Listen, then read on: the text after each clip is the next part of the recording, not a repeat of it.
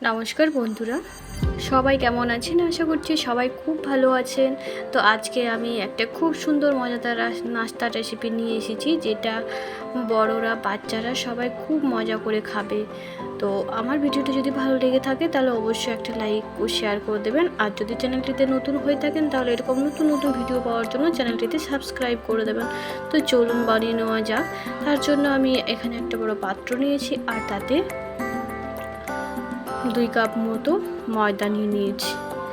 আর এখানে নিয়েছি আমি কালো জিরে সামান্য পরিমাণে, আর স্বাদ অনুযায়ী দিয়ে দিয়েছি লবণ। আর দিয়ে দেবো এখানে বড় চামচের 1 চামচ মতো সাদা তেল। সবগুলো দিয়ে প্রথম আমি ভালোভাবে হাতের সাহায্যে এটাকে ময়াম করে নেব। কিছু সময় ধরে এটা ভালো করে ময়াম করে নিতে হবে।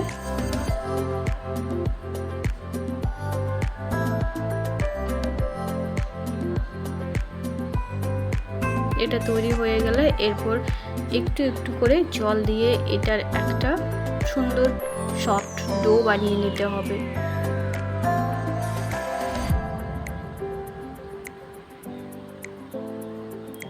এই দেখুন, তো আমার এখানে ডোটা রেডি হয়ে গেছে। এরপর আমি এটা ঢাকা দিয়ে কিছুক্ষণ রেখে দেব।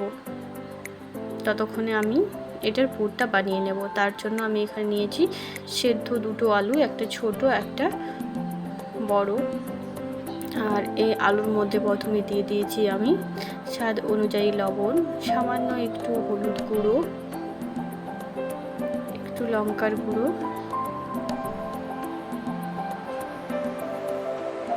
একটু গোলমরিচের গুঁড়ো,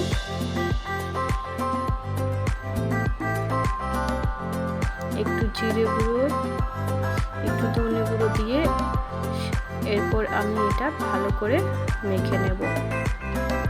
এখানে বিশেষ কোনো মশলা লাগেনি, সামান্য একটু গুঁড়ো মশলা দিয়েই এটার পুরটা আমি রেডি করে নেব। আর এটি বানানো খুব সোজা। দেখুন, পুরটা আমার রেডি হয়ে গেছে। এরপর যে ময়দাটা আমি মেখে রেখেছিলাম সেটা আমি আবারও হাতের সাহায্যে আমি কিছুক্ষণ এইভাবে চেপে চেপে নেব। আর এটা থেকে আমি 2টো বড় সাইজের লেচি করে নেব।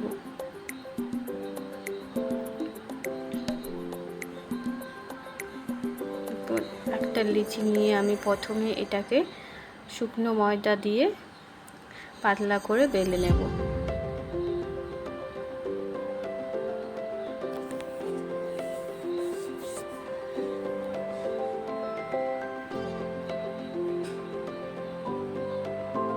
দেখুন, এইভাবে আমি একটা বড় সাইজের পাতলা রুটি বানিয়ে নিয়েছি। এরপর মাঝখানটা যাতে পুরটা না লাগে তার জন্য আমি এখানে একটা ঢাকনা বসিয়ে নিয়েছি। আর এর চারপাশটাতে এরপর আমি যে আলুর পুরটা রেডি করে রেখেছিলাম সেই পুরটা দিয়ে দেব। আর ভালো করে এর গায়ে চারপাশটা আমি পুরটাকে ছড়িয়ে নেব।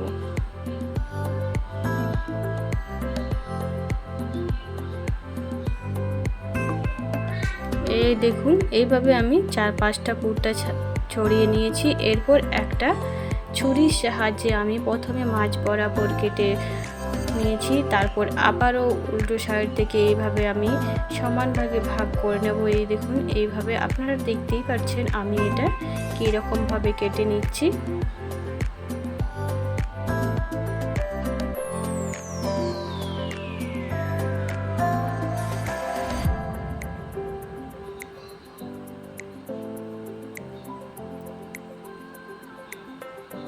এখানে প্রতিটা ভাগ সমান সমান করে কাটা হয়েছে।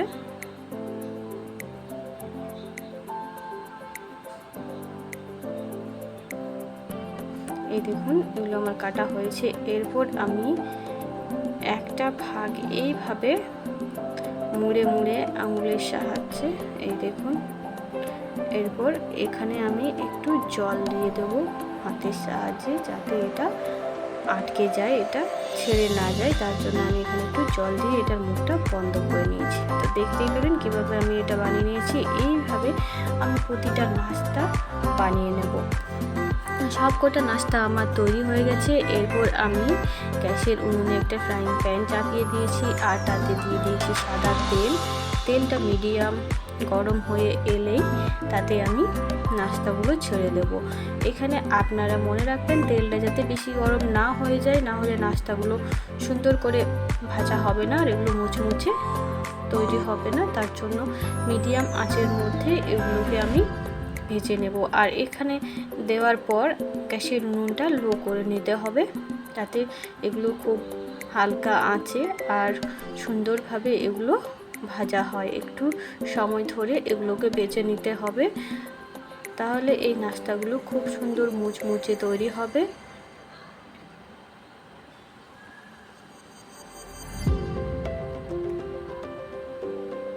এই দেখুন, এইভাবে এই নাস্তাগুলোকে ভেজে নিতে হবে লাল লাল করে। এগুলো আমার ভাজা হয়ে গেছে। এরপর এগুলোকে আমি তেল থেকে তুলে নেব।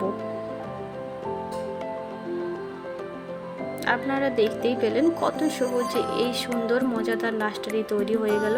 এগুলো আপনারা বাড়িতে খুব সহজেই তৈরি করে খেতে পারবেন।